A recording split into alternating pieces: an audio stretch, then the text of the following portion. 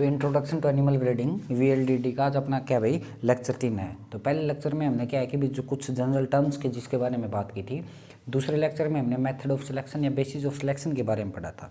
आज का जो लेक्चर होने वाला है वो हम क्या है कि डाटा रिकॉर्डिंग के बारे में पढ़ेंगे, रिप्रोडक्टिव ट्रेट और प्रोडक्टिव ट्रेट्स के बारे में पढ़ेंगे। तो आज के लेक्चर में सारी ये चीज़ें होने वाली हैं, ठीक है। तो सबसे पहले तो हम बात करें कि डाटा रिकॉर्डिंग डाटा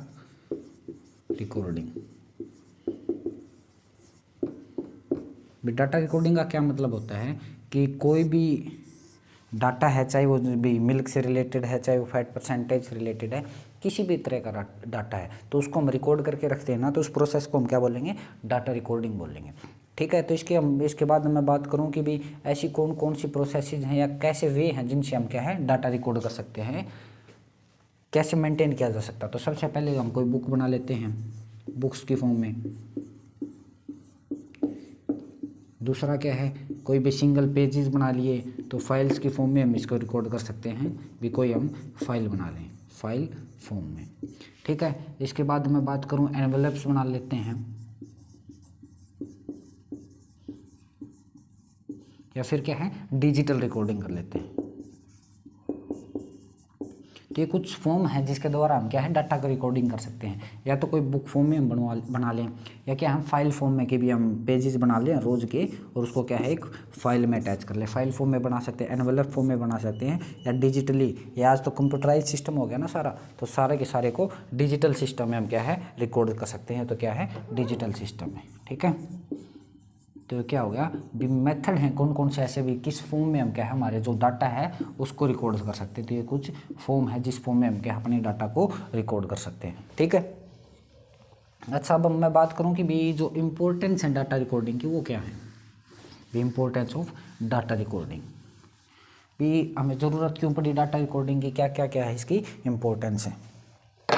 तो सबसे पहले तो एनिमल की क्या है इम्पोर्टेंस ऑफ डाटा रिकॉर्डिंग। तो इम्पोर्टेंस की बात करूँ मैं तो सबसे पहले हम क्या कर सकते हैं भी एनिमल की पेडिग्री और हिस्ट्री अबाउट प्रोडक्टिव रिप्रोडक्टिव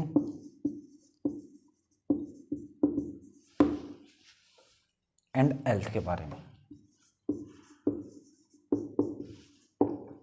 तो सबसे पहले तो हम क्या करें कि इसमें हम क्या कर सकते हैं कि एनिमल की पेडिग्री या हिस्ट्री जान सकते हैं, उसके प्रोडक्टिव रिप्रोडक्टिव या फिर हेल्थ के बारे में। तो इस चीज़ के लिए हम क्या है डाटा का रिकॉर्ड कर सकते हैं। तो इसमें हमारी कौन कौन सी चीज़ें आएंगी, परफॉर्मेंस क्या है ब्रीड के बीच में। जैसे कि हम भी हमारे पास एक फार्म में 2 ब्रीड हैं, 2 अलग अलग ब्रीड हैं, तो दोनों अलग, जैसे कि एग्जांपल मान के चलिए हमारे पास मुर्रा होगी और नीली रावी होगी, ठीक है। तो दोनों के ब्रीड के बीच में कंपैरिजन के लिए हम क्या कर सकते हैं डाटा रिकॉर्ड कर सकते हैं। तो क्या कर सकते हैं सबसे पहले ब्रीड कंपैरिजन के लिए, ब्रीड कंपैरिजन के लिए, ठीक है। इसके बाद हम बात करें कि इकोनॉमिक ट्रेट्स की ब्रीड वैल्यू जानने के लिए क्या है breeding value for different economic trait, breeding value for different economic traits के लिए। तो इससे क्या है कि जो ब्रीडिंग वैल्यू है एनिमल की वो हम कैलकुलेट कर सकते हैं कि ये जो अलग अलग जो हमारे ट्रेड्स हैं उनके लिए क्या है ब्रीडिंग वैल्यू क्या है। तो ब्रीडिंग वैल्यू से हम उसके बाद क्या कर सकते हैं, हम ये डिसाइड करेंगे अगर किसी एनिमल की ब्रीडिंग वैल्यू अच्छी है तो उसको हमारे फार्म पे रखना है या उसको हमें उसकी क्या है कलिंग करनी है। तो इससे ये भी हेल्प मिलेगी। इसके अलावा हम बात करें मैनेजमेंट के लिए अच्छा है, किसके लिए अच्छा है मैनेजमेंट करने के लिए। आज मैनेजमेंट की बात करें कि मैनेजमेंट के लिए कैसे अच्छा है, तो इसमें ये सारी चीज़ें आ जाएंगी ना कि भी हम किसी मान के चल रहे हैं भी किसी बफेलो का है किसी या फिर काऊ का है, हम मिल्क का रेगुलर डाटा रिकॉर्ड कर रहे हैं तो इससे ये पता चल जाएगा ना उसकी जो भी फीड है, फीड हमें कितनी खिलानी पड़ेगी उसको, कितना वो मिल्क प्रोवाइड कर रही है, कौन सी वो स्टेज में है। तो सारी चीज़ों की क्या है एक मैनेजमेंट इससे डाटा रिकॉर्ड कर रहे हैं तो उससे मैनेजमेंट आसान हो जाएगी। अच्छा, इसके अलावा भी fixing the price of animal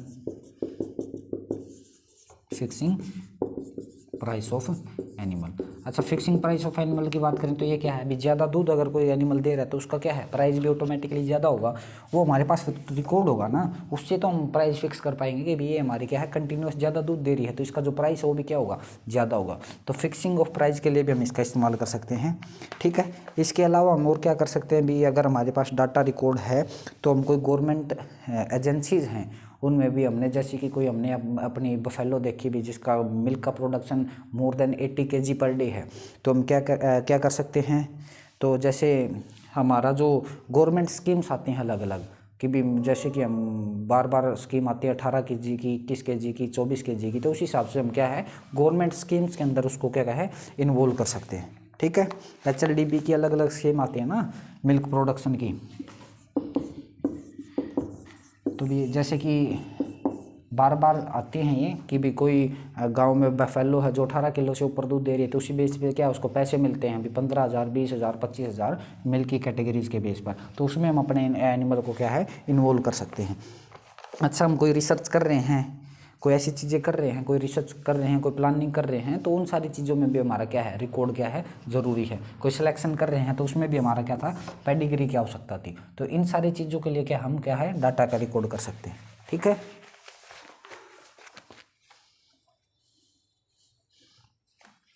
अच्छा इसके बाद ये तो हो गया भी पॉइंट ए।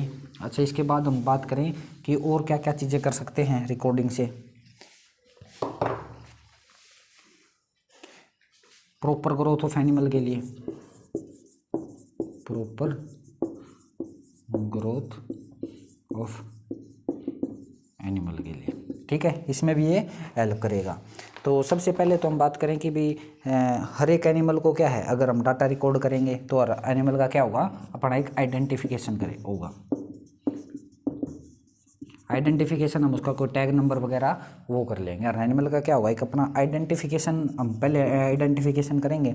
इसके अलावा हम बात करेंगे कि growth of animal, growth of animal क्या हम डाटा रिकॉर्ड कर लेंगे कि भी पहले मंथ में हमारे पास कोई काफ, उसका वेट क्या होना चाहिए, दूसरे मंथ में उसका वेट क्या होना चाहिए, तीसरे मंथ में क्या होना चाहिए। तो एक ग्रोथ एनालिसिस भी तो हम कर सकते हैं कि भी वो सही चल रहा है नहीं चल रहा, ताकि आगे और कलिंग वगैरह करनी पड़े तो उसके लिए। इसके अलावा क्या है, हम आर्ड की इंप्रूवमेंट के लिए इसका इस्तेमाल कर सकते हैं कि जो हमारा आर्ड है उसकी ग्रोथ कैसी है और कैसा भी हमारा इकोनॉमिक है या इकोनॉमिक नहीं है, तो इन सारी चीज़ों में क्या है हम डाटा का इस्तेमाल कर सकते हैं। ठीक है, अब इसके बाद बात करें कि भाई रिकॉर्ड्स किस किस टाइप के हो सकते हैं।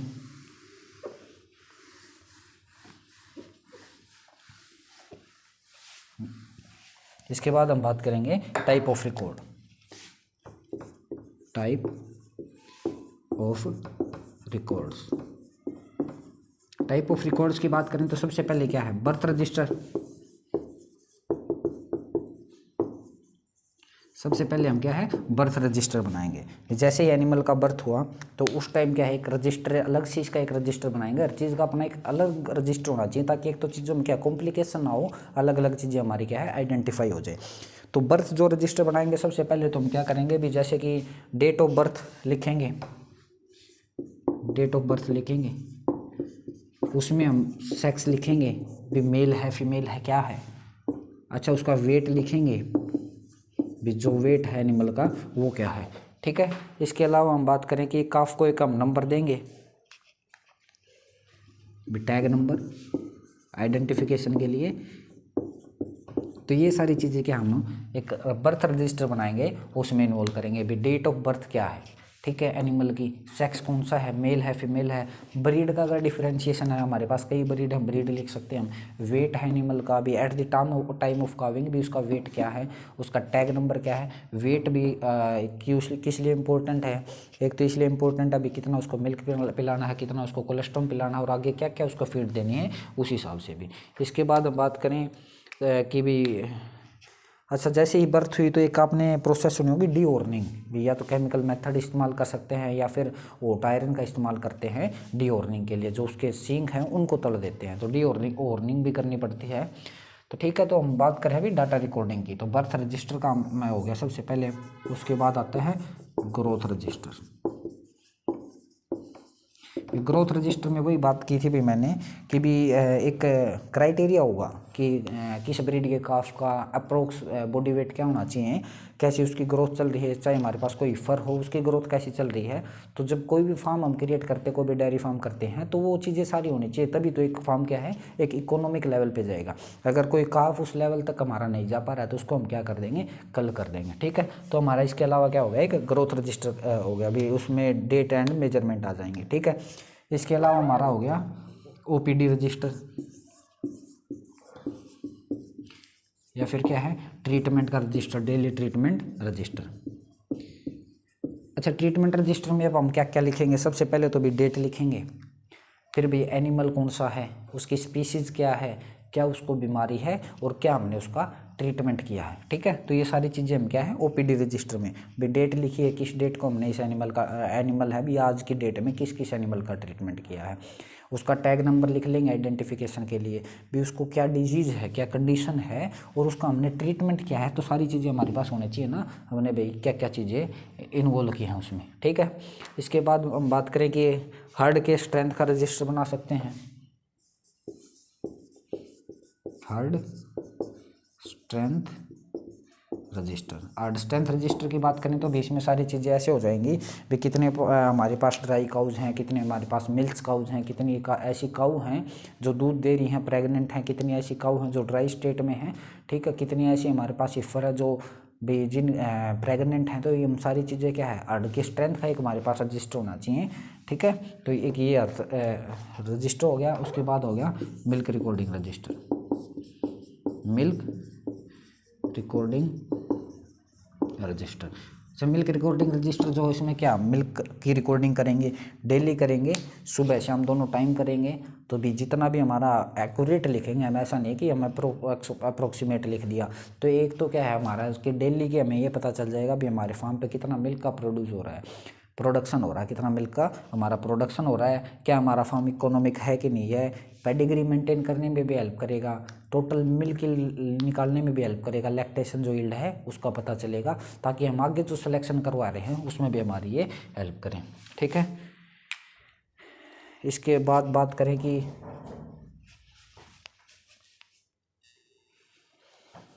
इसके बाद हम बात करें भी पेडिग्री कम हिस्ट्री, भी हिस्ट्री के साथ साथ क्या है पेडिग्री का भी एनालिसिस हो जाएगा। ठीक है, क्या है पेडिग्री कम हिस्ट्री। इसके अलावा क्या हो सकता है और मिल्क फीडिंग रजिस्टर, भी कितना दूध दे रहा है पशु तो उस हिसाब से उसकी फीडिंग भी तो एक्स्ट्रा करवानी पड़ेगी ना, कंसंट्रेट वगैरह उसको खिलाने पड़ेंगे, तो उस चीज़ का भी ध्यान रखना है। ठीक है, इसके अलावा भी feed and fodder register, feed and fodder register. तो फीड एंड फोडर का भी एक रजिस्टर होना चाहिए भी कौन कौन सी फीड खिलानी है, कितनी कितनी किस पशु को खिलानी है, बॉडी वेट के अकॉर्डिंग कौन कौन सी फीड हमारे पास अवेलेबल है, तो इन सारी चीज़ों का भी हमें पता होना चाहिए। ठीक है, इसके बाद मैं बात करूं कि कैश बुक का register, disposal register, cash book. ठीक है, और हम बात करें और क्या हो सकते हैं हमारा breeding register, stock register, ledger register. इसके अलावा और क्या हो सकते हैं ब्रीडिंग रजिस्टर। ब्रीडिंग रजिस्टर में क्या है कि हम अलग अलग बना देंगे काऊ के हिसाब से, बुल के हिसाब से, काऊ के हिसाब से, तभी कब ब्रीड हुई है, किस बुल से ब्रीड हुई है, ये सारी चीज़ें आएंगे। बुल के रजिस्टर में भी उसकी भी हम प्रोजेनी के हिसाब से भी किस किस को मैंने मेट करवाया था, क्या उसके रिजल्ट है, तो वो हम अलग अलग बना सकते हैं। ठीक है, इसके बाद हमारा हो सकता है स्टॉक रजिस्टर की हमारे पास स्टॉक में क्या है। उसके बाद हमारे पास हो सकता है लेजर रजिस्टर, भी कैसी कौन से ऐसे इंस्ट्रूमेंट है या ऐसी चीज़ें जो हमारे यूज़ में आई हैं, यूज़ में नहीं आई हैं, तो उन सारी चीज़ों को हम यहाँ इन्वॉल्व कर सकते हैं। तो डाटा रिकॉर्डिंग का मेन तो काम यही है ना, तो एक फार्म को एक अच्छे से चलाने के लिए हमारा क्या है डाटा रिकॉर्ड करना बहुत ही ज़रूरी है। और बताया भी किन किन चीज़ों में रिकॉर्ड कर सकते हैं, कोई बुक बना ली, कोई फाइल बना ली, डिजिटल सिस्टम भी आ गया, एनवलप्स बना लिए, तो उन सारी चीज़ों में ये क्या है रिकॉर्डिंग हम रख सकते हैं। ठीक है, ये हमारी क्या होगी रिकॉर्डिंग होगी। इसके बाद हम बात करेंगे ट्रेड्स ऑफ डेयरी एनिमल।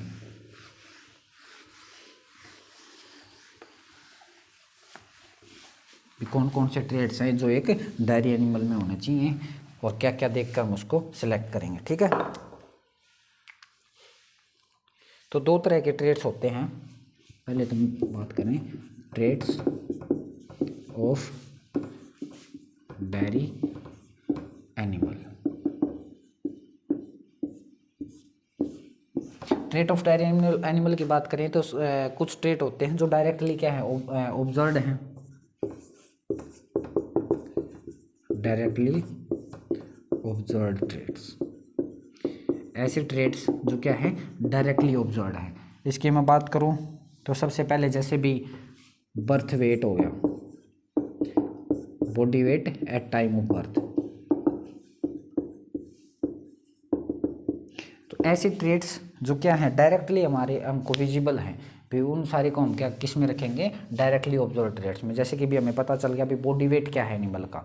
इसके बाद मैं बात करूं कि भी सेक्स क्या है, ठीक है, अलग अलग इंटरवल पे मतलब भाई उसका क्या है बॉडी वेट क्या है, सेक्स क्या है, जो उसका कलर है वो कैसा है, बॉडी की मेजरमेंट्स कैसी हैं, कि भी सारी मेजरमेंट्स आ जाएंगी ना उसमें। इसके अलावा हम बात करें भी उसका टेम्परेचर कैसा है, पल्स रेट कैसी है, या फिर भी कुछ बॉडी पार्ट का कोई प्रेजेंस है, अब्सेंस है, कोई भी उसको इंसिडेंस की कोई हिस्ट्री है, किसी डिजीज़ की हिस्ट्री है, या फिर फिजिकल कोई डिफेक्ट है, एनिमल के मिल्क का कंपोजिशन कैसा है और ब्लड ग्रुप क्या है। तो ये सारे किस में आ जाएंगे हमारे जो डायरेक्टली ऑब्जर्व ट्रेट्स में आ जाएंगे। अभी बॉडी वेट हो गया, कोई डिजीज़ की कोई हिस्ट्री है, मिल्क का कंपोजिशन है, उसके ब्लड ग्रुप्स हैं, तो सारी चीज़ें किस में हैं जो हम क्या है जिनको हम डायरेक्ट ऑब्जर्व कर सकें, जिनको हम डायरेक्ट देख सकें, वो कैसे आ गए ऑब्जर्व ट्रेट्स में आ गए। दूसरा होता है generated traits.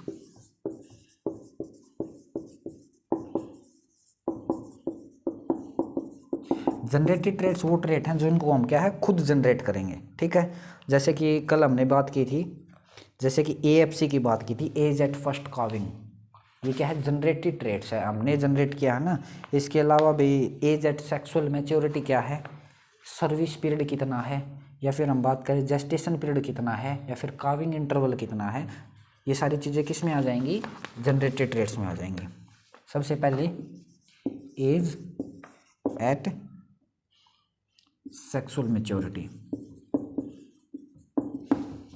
As at first calving, इसके बाद जेस्टेशन पीरियड, सर्विस पीरियड, ठीक है, और क्या हो गया काविंग इंटरवल।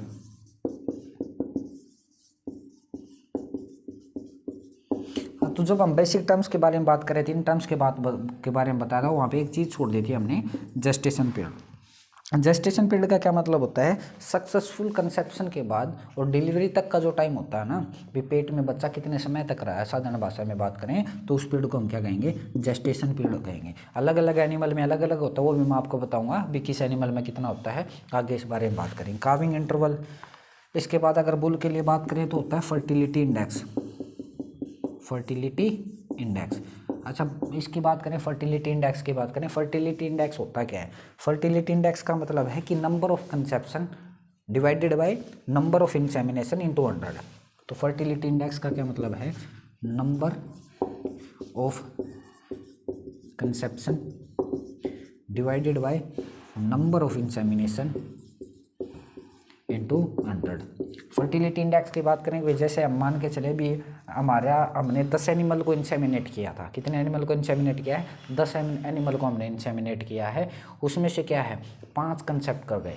ठीक है, 5 एनिमल का कंसेप्शन हुआ, 10 को हमने इंसेमिनेट किया था इंटू 100, तो फर्टिलिटी कितनी आ गई इसकी 50% आ गई। ये क्या आ गई, ये बुल की फर्टिलिटी है, कितनी आ गई है 50% आ गई। ठीक है, तो इसके बाद हम बात करें फर्टिलिटी इंडेक्स हो गया, इसके बाद है ब्रीडिंग एफिशिएंसी।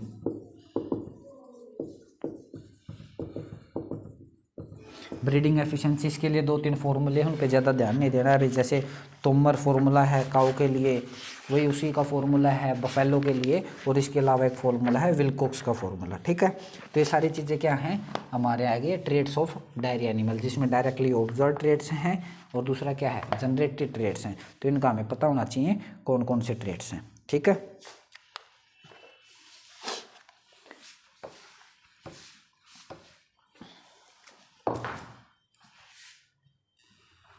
अच्छा, इसके बाद हम बात करेंगे economic traits of live stock.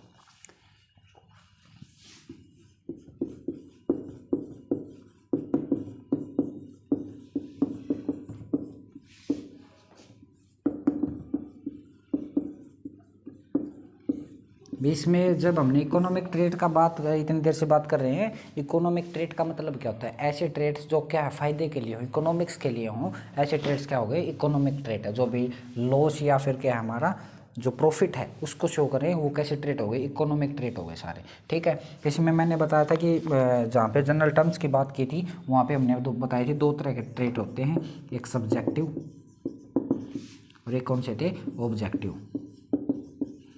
Subjective trades वो थे जिनको क्या है भाई मेजर नहीं किया जा सकता पॉजिटिव टर्म्स में। ठीक है, कांट बी मेजर्ड, तो उसकी क्या है ग्रेडिंग करते हैं बस। ऑब्जेक्टिव ट्रेड्स को क्या हम मेजर कर सकते हैं। ठीक है, बीच में ग्रेडिंग कर सकते हैं, जैसे कि भी स्किन का कलर क्या हो गया उसको वो तो नहीं कर सकते ना, उसकी मेजरमेंट तो कोई नहीं है। जैसे स्किन का कलर क्या होगा उसकी हम ग्रेडिंग कर देंगे।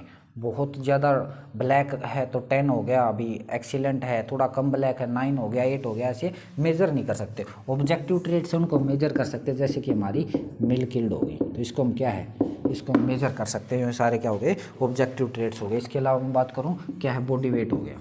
ठीक है, तो ये सारे के सारे क्या है? इकोनॉमिक ट्रेड हैं किसके? लाइव स्टॉक के। ठीक है, अब हम एक एक स्पीशीज़ के बारे में पढ़ेंगे भी, उसमें क्या है कौन कौन से इकोनॉमिक ट्रेड होने चाहिए। ठीक है, तो सबसे पहले हम बात करेंगे कैटल और बफेलो की। तो economic trade off cattle and buffalo. तो सबसे पहले हम क्या बात करेंगे?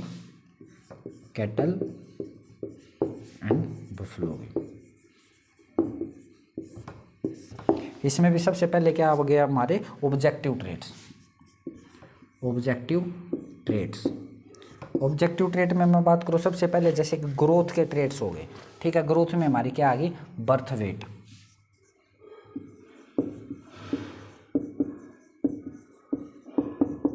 जिसमें क्या आ गया? बर्थ वेट आ गया। इसके बाद क्या आ गई? Age and weight at maturity, length and height, length height, या फिर क्या एज एट फर्स्ट काविंग। ठीक है, ये आ गए ग्रोथ में। इसके बाद है प्रोडक्शन में। कैटल बफेलो में प्रोडक्शन की बात करें तो मिल्क यील्ड, पर लैक्टेशन, फैट परसेंटेज, SNF का परसेंटेज, टोटल फैट, या फिर लाइफ टाइम की मिल्किंग कितनी है? Life time milking. इसके अलावा हम बात करें रिप्रोडक्शन रेट,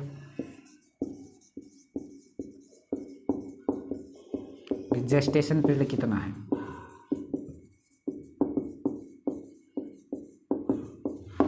ठीक है, ये थे हमारे ऑब्जेक्टिव ट्रेड्स। इसके बाद हम बात करें सब्जेक्टिव ट्रेड्स की।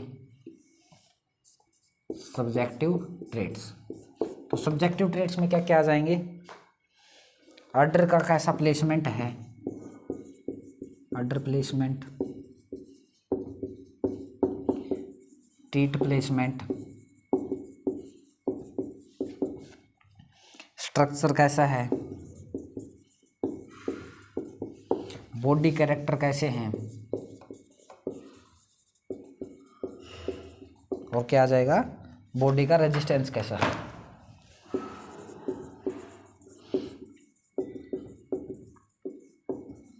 तो ये क्या हमारे इकोनॉमिक ट्रेड हैं किसके? कैटल और बफेलो के। ठीक है, इकोनॉमिक ट्रेड की हमने बात की भी, ऐसे ट्रेड्स जो कि है भी प्रॉफिट करवाएं या लॉस करवाएं किसी भी फार्मर को, सारे के सारे किस है में? इकोनॉमिक्स में आएंगे। दो तरह के ट्रेड हो गए, ऑब्जेक्टिव ट्रेड्स और सब्जेक्टिव ट्रेड्स। ऑब्जेक्टिव ट्रेड्स वो ट्रेड्स हो गए जिनको क्या हम मेजर कर सकते हैं। तो जैसे कि ग्रोथ से रिलेटेड जो हैं, ग्रोथ के जो ट्रेड्स हैं, ग्रोथ के ट्रेड्स में क्या होगा? बर्थ वेट क्या है भी, जब काफ हुआ उसका बर्थ हुआ तो उस टाइम उसका वेट क्या था, जब फर ने मैच्योरिटी गेन की उस टाइम उसका एज कितनी थी और वेट कितना था।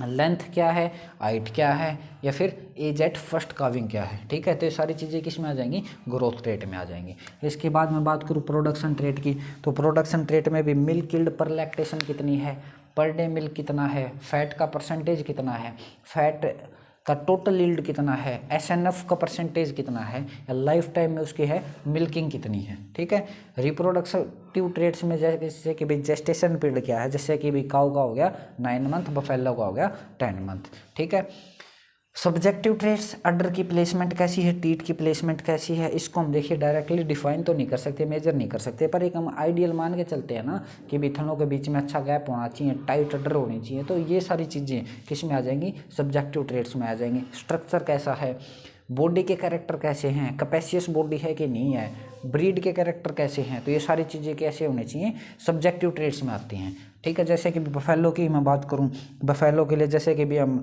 मुर्रा के लिए बात करेंगे, मुर्रा के लिए बात करेंगे तो सबसे पहले तो बात ये आगे भी कर्व होने चाहिए, ब्लैक कलर बॉडी का होना चाहिए। ठीक है, स्विच ऑफ टेल जितनी मिनिमम हो सके उतनी कम वाइट होनी चाहिए। अडर क्या है, अडर कॉम्पैक्ट अडर होनी चाहिए, टाइट अडर होनी चाहिए, थनों के बीच का क्या है गैप अच्छा होना चाहिए, तो ये सारी चीज़ें क्या उसमें आ जाएंगी। कैपेसियस बॉडी होगी, कैपेसियस बॉडी होगी तभी तो एनिमल ज़्यादा खाएगा और तभी तो ज़्यादा दूध देगा। बॉडी क्या है, रेजिस्टेंस होनी चाहिए किसके अगेंस्ट, डिजीज वगैरह के अगेंस्ट। ठीक है, तो ये सारी चीज़ें हमारी किस में आ जाएंगी, सब्जेक्टिव ट्रेट्स में आ जाएंगी। ठीक है, ये हमारे हो गए कैटल एंड बफेलो की। एक जनरल आइडिया होना चाहिए ना कौन कौन से हमारे सब्जेक्टिव ट्रेट्स हैं, कौन कौन से हमारे ऑब्जेक्टिव ट्रेट्स हैं, तो ऐसा पता होना चाहिए जो जो इकोनॉमिक ट्रेट्स हैं इनके बारे में। ठीक है, ये हमारे हो गए कैटल एंड बफेलो के। तो इसके बाद हम बात करेंगे शीप गोट के लिए, economic trades for sheep and goat. तो सबसे पहले वही आ जाएगा भी हमारे ऑब्जेक्टिव ट्रेड्स क्या हैं। ठीक है, ऑब्जेक्टिव ट्रेड्स, ऑब्जेक्टिव ट्रेड्स में भी सबसे पहले जैसे कि आ गया कि शीप गोट है तो फर्टिलिटी कैसी है,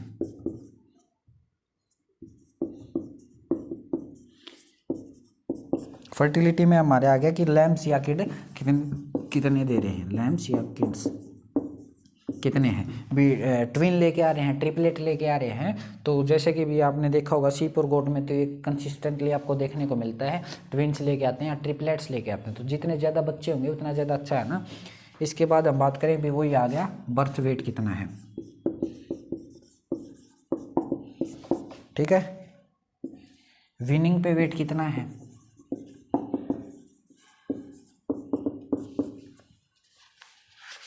इसके बाद हम बात करें भी एवरेज डेली गेन कितना है, 6 मंथ की एज पे वेट क्या है, 6 मंथ वेट क्या है, 1 ईयर पे वेट क्या है। ठीक है, या फिर मैं बात करूं ड्रेसिंग की परसेंटेज क्या है। ठीक है, इसके अलावा भी जैसे कि वूल के ट्रेट हो गए, वो तो क्या है फर्टिलिटी के ट्रेट है, वूल ट्रेट्स। वूल ट्रेट में हम बात करते हैं स्टेपल लेंथ,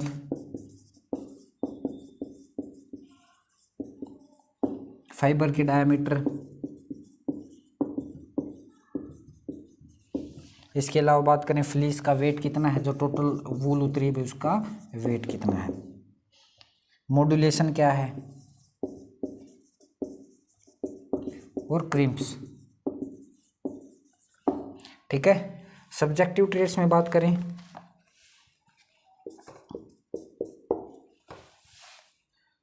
सब्जेक्टिव ट्रेट्स भी स्ट्रक्चर कैसा है, मसल, फैटनेस,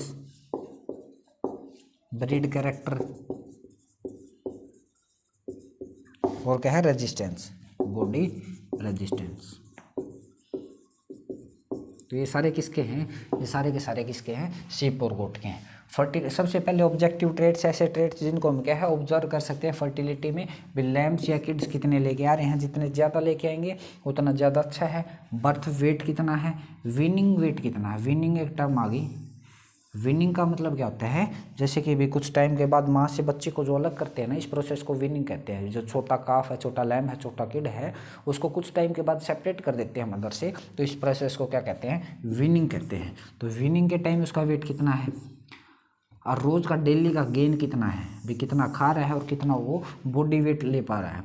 6 मंथ पे वेट करके देखे हैं, 6 मंथ पे वेट कितना है, 1 साल का हो गया तब वेट कितना है, ड्रेसिंग परसेंटेज कितनी है। भी मीट का कैरेक्टर हो गया, भी जब डेथ के बाद या फिर हम जनरली स्लॉटर कर देंगे उसके बाद उससे कितनी क्वांटिटी में है जो यूजेबल मीट निकलेगा। ठीक है। वूल के ट्रेड्स में स्टेपल लेंथ कितनी है, जो हमारे पास फाइबर है उसकी लेंथ कितनी है, पतला फाइबर है, मोटा फाइबर है, मॉड्यूलेशन कितनी है, उसमें क्रिम्स कितने हैं, तो ये सारी चीज़ें मायने रखती हैं। फ्लीस का वेट कितना, जो टोटल ऊन उतरी है उसका वेट कितना है, सारी चीज़ें इसमें ध्यान रखनी है।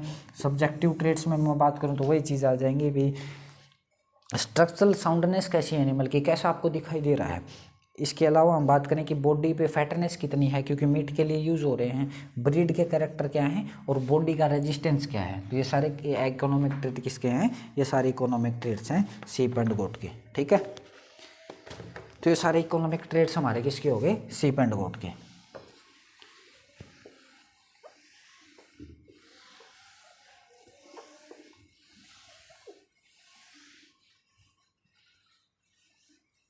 इसके बाद हम बात करेंगे पोल्ट्री के लिए।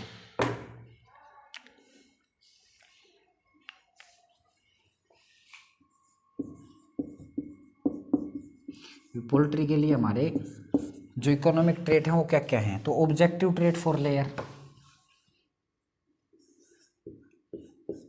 लेयर के लिए, लेयर क्या बताए थे भी, जो किसके लिए यूज हों, एग प्रोडक्शन के लिए यूज हों, सारे क्या हो गए, लेयर्स हो गए। लेयर्स में क्या है, नंबर ऑफ एग, साइज कितना हो गया एग का, weight of the egg,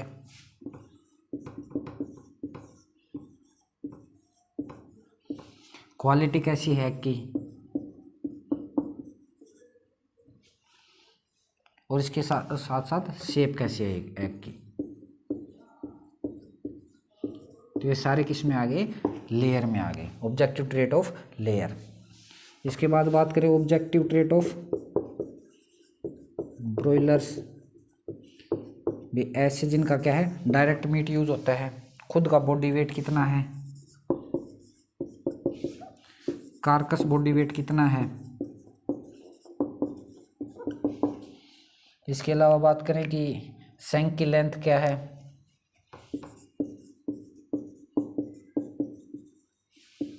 feed consumption ratio क्या है, और एक और ट्रेट इसमें यूज होता है वो क्या है, ratio of breast meat to total meat, breast meat ratio total meat. तो ये सारे किसके हो गए, ब्रॉयलर के हो गए। सब्जेक्टिव ट्रेट्स की बात करें, सब्जेक्टिव ट्रेट में तो वही आ जाएंगे ना, सब्जेक्टिव ट्रेट में क्या आएंगे, बॉडी की कन्फर्मेशन कैसी है, ब्रीड के कैरेक्टर कैसे हैं। इसके अलावा बात करें कि बॉडी का रेजिस्टेंस कैसा है,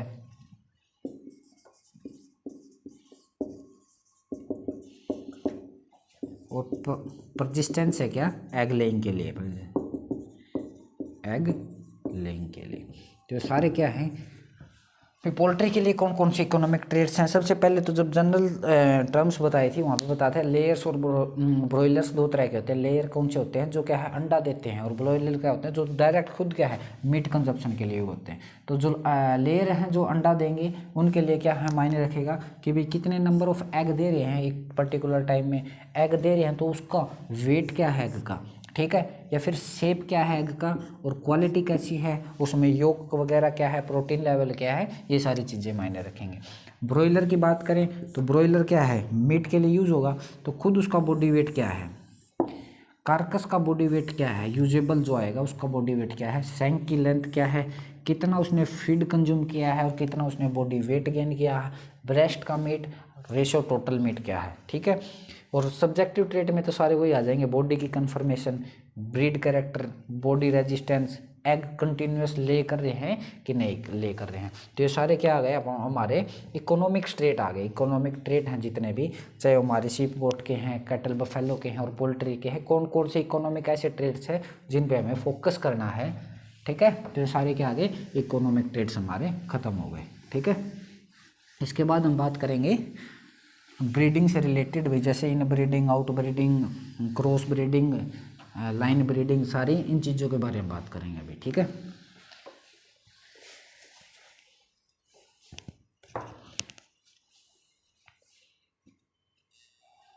तो अभी अगला टॉपिक क्या है, एनिमल ब्रीडिंग के बारे में बात करेंगे।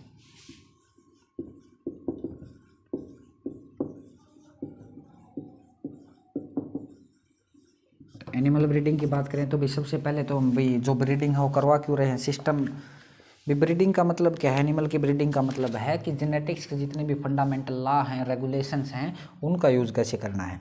दूसरा हम बात करें कि भी ब्रीडिंग से बेनिफिट क्या है, तो भी बार बार बात करें क्या, हम सुपीरियर जो ट्रेट्स हैं, सुपीरियर जो कैरेक्टर है, उनको तो हम क्या चाहते हैं आगे जनरेशन में जाएँ, और जितने भी रिसेसिव जीन हैं वो जनरेशन में ना जाएँ, ऐसे जीन्स जिनका प्रोडक्शन कम है वो आगे प्रोजेनी में ना जाएँ। तो इसके लिए हम क्या है, कंटिन्यूस जो ब्रीडिंग करवाते हैं उसको हम क्या कहेंगे, ब्रीडिंग। इसमें क्लासीफाई बात करें तो सबसे पहले हो सकती है इन breeding.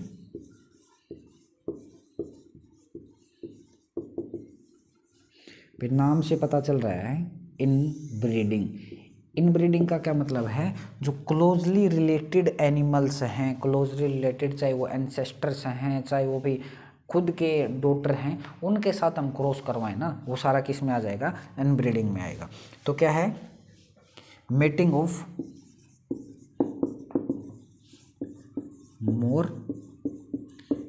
Closely related individual rather than population. भी जो ओवरऑल पॉपुलेशन से मोर क्लोजली रिलेटेड जो एनिमल्स हैं उनमें हम क्या है, मेटिंग करवाएं, तो इस प्रोसेस को क्या बोलेंगे, इनब्रीडिंग बोलेंगे। इनब्रीडिंग भी अब अगर बात करें तो क्लासिफिकेशन की बात करें तो ये भी दो तरह की है, क्लोज ब्रीडिंग और दूसरी क्या है, लाइन ब्रीडिंग। ये कई बार चीज़ें पूछ ली जाती हैं। एक हो गया क्लोज ब्रीडिंग। क्लोज ब्रीडिंग का क्या मतलब है, जो फुल ब्रदर, फुल सिस्टर है, फुल सिब्स हैं, उनके बीच में ही लगातार कंटिन्यूस ब्रीडिंग करवाना क्या होती है, क्लोज ब्रीडिंग। जो है बिल्कुल जो रिलेटेड एनिमल है, इंडिविजुअल हैं, उनके बीच में हम ब्रीडिंग करवाएं तो इसको क्या बोलेंगे, क्लोज ब्रीडिंग बोलेंगे। बताया था कि इन ब्रीडिंग की वजह से क्या है, होमोजाइगोसिटी बढ़ जाएगी, हेटेरोजाइगोसिटी कम हो जाएगी। हम हाइब्रिड क्यों बनाते हैं, हाइब्रिड इसीलिए तो बनाते हैं ना, हाइब्रिड बनाते हैं ताकि हमारा प्रोडक्शन बढ़ जाए, हम जो डोमिनेंट जीन है, जो सुपीरियर जीन है, उनको आगे प्रोजेनी में भेज सके। पर अगर लगातार इनब्रीडिंग करवा रहे हैं तो इससे क्या है, होमोजाइगोसिटी तो बढ़ जाएगी, पर क्या है, एक इनब्रीडिंग डिप्रेशन आ जाता है एनिमल में। ठीक है, विगर नहीं बन पाते, हाइब्रिड विगर्स नहीं बन पाते। ठीक है, तो जो रिलेटेड ऑर्गेनिज्म है उनके बीच में क्रॉस करवाएं, बिल्कुल टोटली रिलेटेड ऑर्गेनिज्म है तो वो कैसी होगी, क्लोज ब्रीडिंग होगी।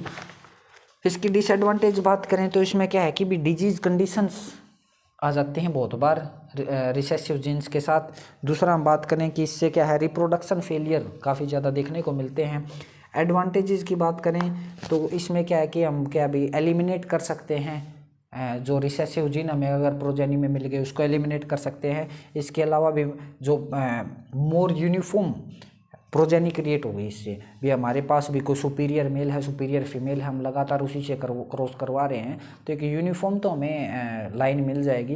पर उसमें क्या है कि कई बार रिसेस होमोजाइगोसिटी बढ़ जाएगी डेफिनेटली, पर क्या है, हाइब्रिड नहीं बन पाएंगे, और हाइब्रिड नहीं बन पाएंगे तो आगे प्रोडक्शन अच्छा नहीं होगा। तो इसमें कुछ नुकसान भी हैं और कुछ फ़ायदे भी हैं। ठीक है,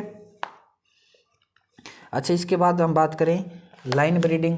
लाइन ब्रीडिंग क्या है, भी रिलेटेड एनिमल है डेफिनेटली, पर इतने रिलेटेड नहीं, जैसे फुल शिप्स नहीं है बिल्कुल, तो थोड़े हैं वाइडर रिलेटेड एनिमल्स जो हैं उनके बीच में अगर हम ब्रीडिंग करवाएं तो उस प्रोसेस को हम क्या बोलेंगे, लाइन ब्रीडिंग बोलेंगे। एडवांटेज क्या है, एक तो यूनिफॉर्मिटी बढ़ाएगी, और जो है क्लोज ब्रीडिंग है उससे थोड़ी सी ज़्यादा क्या है, बेनिफिशियल है। ठीक है, तो इन ब्रीडिंग की बात करें तो मोर क्लोजली रिलेटेड इंडिविजुअल के बीच में हम ब्रीडिंग करवा रहे हैं। क्लोज ब्रीडिंग और लाइन ब्रीडिंग दो तरह की हो सकती है। ठीक है, भी इसमें और ज़्यादा कोई ध्यान देने वाली बात है नहीं। ये हमारी होगी इनब्रीडिंग। इनब्रीडिंग के बाद हम बात करेंगे नेक्स्ट क्या है, नेक्स्ट है हमारी आउटब्रीडिंग।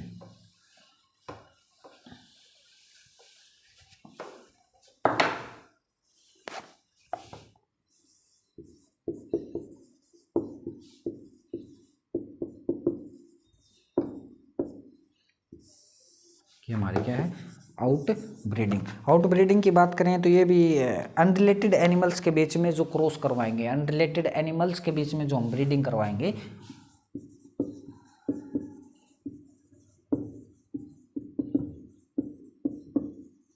जो एक दूसरे से रिलेटेड एनिमल नहीं हैं उनके बीच में हम जो ब्रीडिंग करवाएंगे उस ब्रीडिंग को क्या बोलेंगे, आउट ब्रीडिंग बोलेंगे। ये भी डिफरेंट तरह की है। जैसे सबसे पहले मैं बात करूं आउट क्रॉसिंग।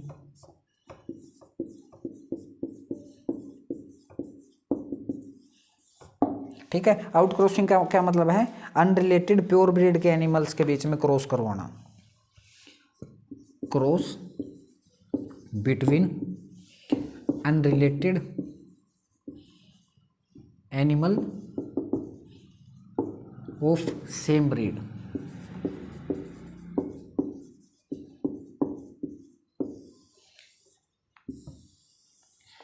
तो क्या है, क्रॉस करवाना between unrelated animal of the same breed. भी सेम ब्रीड के एनिमल हैं उनके बीच में क्रॉस करवाएंगे। ठीक है, तो उस प्रोसेस को क्या बोलेंगे, क्रॉस ब्रीडिंग बोलेंगे। इस प्रोसेस में क्या है कि कोई कॉमन एंसेस्टर हमारे पास नहीं होते। ठीक है, ये होगी आउट क्रॉसिंग। इसके बाद आती है क्रॉस ब्रीडिंग।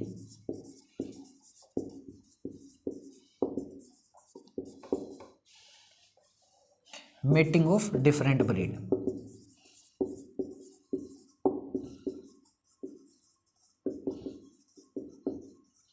भी दो अलग अलग ब्रीड के बीच में क्या है, दो अलग अलग ब्रीड के बीच में अगर हम क्रॉस करवाएं ना तो उस प्रोसेस को क्या बोलेंगे, क्रॉस ब्रीडिंग बोलेंगे। आउट क्रॉसिंग में क्या था, अनरिलेटेड एनिमल थे पर क्या है, सेम ब्रीड थी। क्रॉस ब्रीडिंग में क्या है, डिफरेंट ब्रीड के एनिमल के बीच में हम क्रॉस करवाएं, एक ताकि क्या हमें एक नई ब्रीड मिल सके, नई ब्रीड के जनरेशन के लिए हम इसका इस्तेमाल कर सकते हैं। ये बेसिकली किस में होता है, पिग्स में और पोल्ट्री में इस्तेमाल किया जाता है। ये प्रोसेस कौन सी है, क्रॉस ब्रीडिंग जो है पिग और पोल्ट्री में इसका इस्तेमाल किया जा सकता है। ठीक है, अच्छा इसमें भी 3 तरह की ध्यान रखने वाली बात, कोई ज़्यादा इसमें वो नहीं है। सबसे पहले तो इसमें होती है क्रिस क्रॉस, क्रिस क्रॉस। दूसरी है ट्रिपल क्रॉसिंग, ट्रिपल क्रॉसिंग। और एक है इसमें बैक क्रॉसिंग, बैक क्रॉसिंग। तो ये 3 चीज़ें इसमें हैं। कौन कौन से मेथड हैं क्रॉस ब्रीडिंग करवाने के, या तो क्रिस क्रॉस करवा सकते हैं। क्रिस क्रॉस आपने देखा होगा अभी, जैसे कि हम कहते हैं फीमेल से भी मेल में कैरेक्टर जाएंगे, मदर से डॉटर में, और फादर से किस में आते हैं, सॉरी मदर से किस में आएंगे, सन में आएंगे, और क्या है फादर से किस में आएंगे, डॉटर्स में कैरेक्टर आएंगे। या फिर हम ट्रिपल क्रॉसिंग करवा सकते हैं, या फिर हम बैक क्रॉसिंग करवा सकते हैं। बैक क्रॉसिंग का क्या मतलब है, वापिस जिससे जनरेट हुए हैं उसी से हम क्रॉसिंग करवा दें। ठीक है, तो इसके एडवांटेजेस की बात करें तो हम इसके एडवांटेजेस क्या हैं, सबसे पहले तो एक नई ब्रीड बना सकते हैं हम इस प्रोसेस से, या फिर हम क्या है एक्सिलरेटेड ग्रोथ करवा सकते हैं, हाइब्रिड बना सकते हैं, विगर्स बना सकते हैं। तो ये सारी चीज़ें इसमें हम कर सकते हैं। ठीक है, इसके बाद हम बात करें कि एक नेक्स्ट प्रोसेस है ग्रेडिंग अप। ये हमारी होगी out crossing, cross breeding. Out breeding में ही नंबर 3 पे क्या आएगी, ग्रेडिंग अप।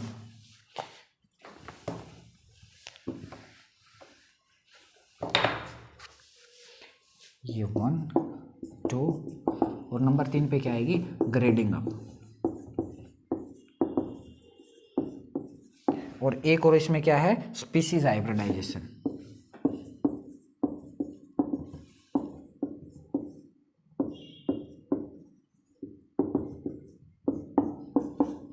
ग्रेडिंग अप होगी और स्पीशीज हाइब्रिडाइजेशन होगी। ठीक है, तो इन दोनों की भी हम बात करेंगे भी इसका मतलब क्या है। ग्रेडिंग अप का क्या मतलब होता है, ग्रेडिंग अप का मतलब है भी जो हमारा सायर है वो प्योर है। ठीक है, और जो फीमेल है जिससे हम क्रॉस करवा रहे हैं वो कैसी है, नॉन डिस्क्रिप्टिव फीमेल है। ग्रेडिंग अप में क्या है, सायर है उसकी हमें ब्रीड पता है, ब्रीड नॉन है, और इसमें फीमेल कैसी होगी, नॉन डिस्क्रिप्टिव, नॉन डिस्क्रिप्टिव। तो हम क्या है, जनरेशन टू जनरेशन की क्या है, क्रॉसिंग करवाएंगे, जनरेशन टू जनरेशन क्रॉसिंग करवाएंगे, ताकि ओवरऑल जो प्रोडक्शन है वो हमारा बढ़ सके। ठीक है, इसके बाद हम बात करें स्पीशीज हाइब्रिडाइजेशन, वो बहुत ही इंपॉर्टेंट है स्पीशीज हाइब्रिडाइजेशन। तो उसको हम अलग से ही पढ़ेंगे एक बार, स्पीशीज हाइब्रिडाइजेशन को। भी स्पीशीज हाइब्रिडाइजेशन की बात करें, नाम से पता चल रहा है भी स्पीशीज ही अलग कर दिया हमने। भी क्या था, पहले हम क्या था, ब्रीड के बारे में बात कर रहे थे, ब्रीड क्या सारी एक स्पीशीज की हैं, पर अब क्या है, स्पीशीज हाइब्रिडाइजेशन के बारे में बात करेंगे।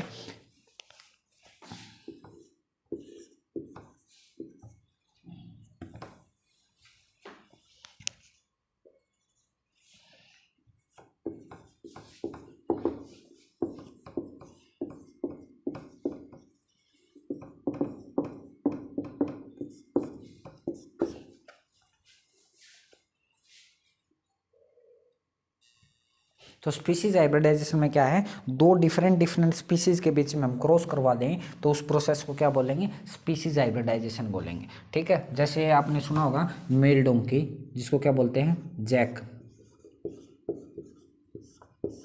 और दूसरा हम क्या लेते हैं, मेयर। मेयर पता है ना, मेयर क्या होती है, मेयर होती है फीमेल हॉर्स, जो घोड़ी जिसको बोलते हैं। जैक क्या है, मेल डोंकी। ठीक है, अगर इन दोनों के बीच में क्रॉस करवाएंगे, इससे हमारा क्या बनता है, म्यूल बनता है।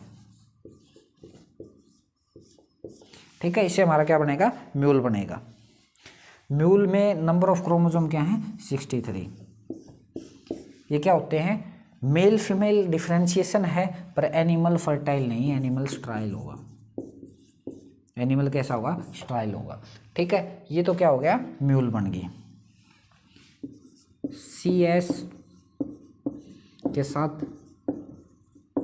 स्टेलियन का क्रॉस करवाएंगे तो इससे क्या बनेगी, इन्नी बनेगी।